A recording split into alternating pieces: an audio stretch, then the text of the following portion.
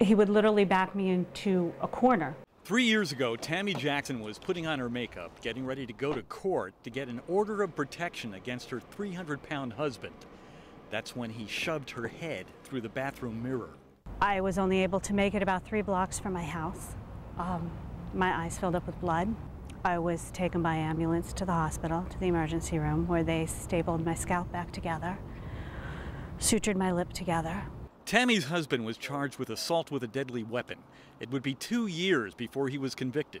2 years that in some ways were more painful for Tammy than the attack itself. This one in particular is the order of protection that was given to me after the fact, after the assault. Tammy's violent spouse was released the day after the attack, and she says he continued his intimidating behavior, even gunning his car towards her as he arrived to pick up the kids.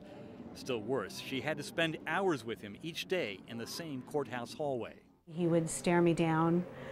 If I went to the ladies' room, I would come out and he'd be standing there. That kind of thing. It was an intimidation.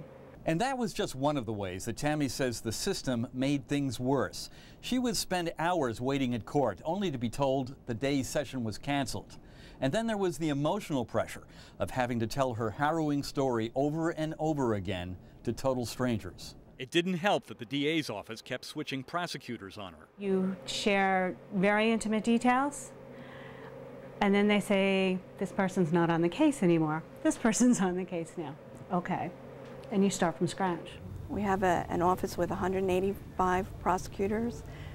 People leave the office, people get transferred between bureaus, and sometimes it's not always possible to keep the same prosecutor. With all the time she was taking off to go to court, Tammy got into hot water with her bosses at the hospital where she worked as a nurse.